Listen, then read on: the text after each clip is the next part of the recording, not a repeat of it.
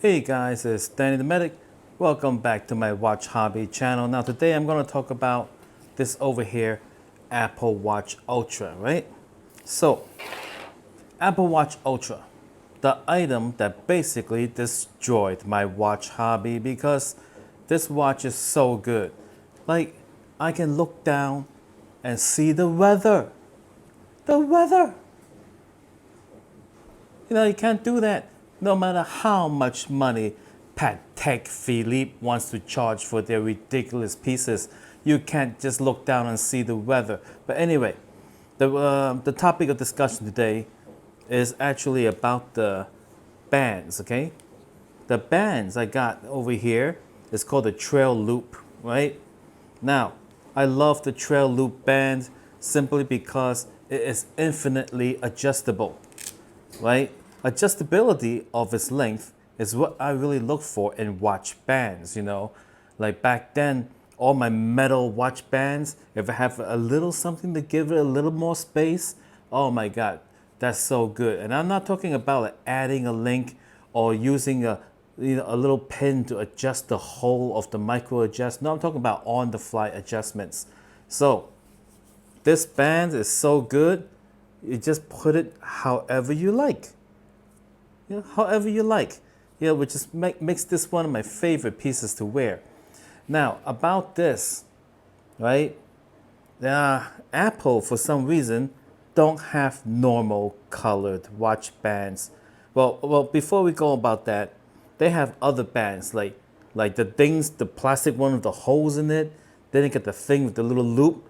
Those are not as adjustable as this. This one with the Velcro, infinitely adjustable. Very important, right? Now they may have something else, I don't know. But when this first came out, I tried all the types, and this is the type I like. But they don't have any normal colors. They don't just have black, They got like this one that's blue, gray, and white. And then for the Apple Watch Ultra 2, they came out with some even more ridiculous looking colors. Now, back then, they had one that is like called black/gray. Now they got a black/blue. And it doesn't even look like a regular black band, right?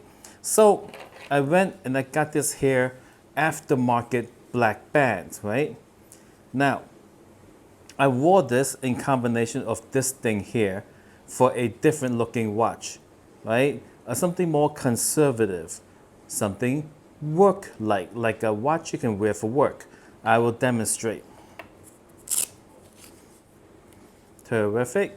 And now I have this here plastic cover. Voila. Now it looks like a more conservative work watch. See? Simple, black, not very attention grabbing, and it gets protection against bumps from this little thing here. Now, I'm pretty happy with this, except that aftermarket bands are not the quality of Apple's original bands for some reason. No matter how much cheaper it is, I say do not get these aftermarket bands, right? Number one, let me take this off and I'll show you. And I gotta take it off again. See, this little cover just comes right off. You just pull it right off. Terrific. These things are really cheap on Amazon. They're like $5 or something. So good. It saved my watch a couple of times when I accidentally hit it against some hard metal by accident while at work. All right.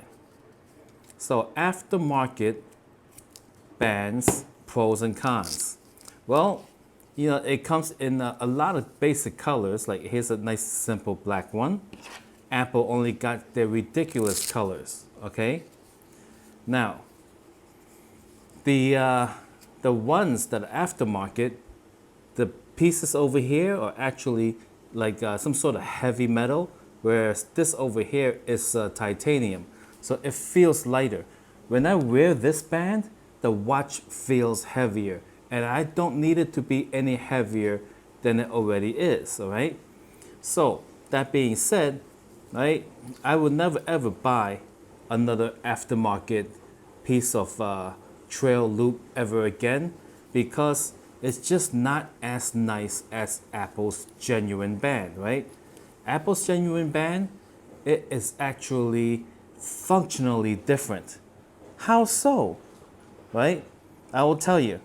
The stretchiness of this band is different. It's a little tougher to stretch. Whereas this one is easier to stretch, right?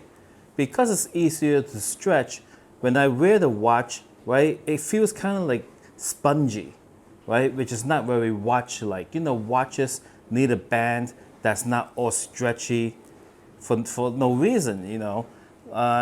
Back then, they have an elastic metal band, but those are no good. So leather, stainless steel links, much better wristbands, right? Now, the Velcro on these aftermarket things is like, it doesn't hold very well, right? It does not hold.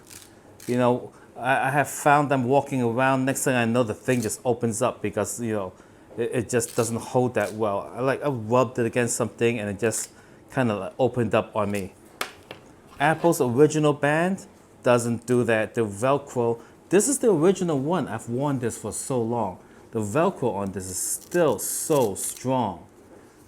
$100 versus like $5.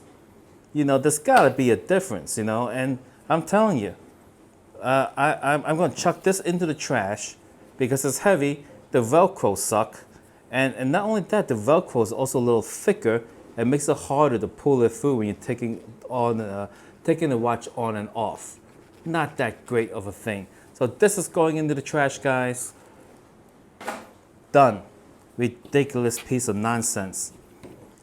Now, the reason I'm not getting the black and gray band from Apple for $100 is because my friend Tung, he already has the same watch with that black and gray band, you know, and you know, I'm not gonna walk around wearing the same exact watch he is because it's gonna look weird. You know, two men walking around wearing the same, like, you know, it's like, what? You know, now, had it been solid black, then I'd be like, yeah, okay, I could wear the same watch strap Tung is wearing because black strap is like standard, you know? Like colored straps with like gray on the edge and all that kind of stuff, can't do it, guys.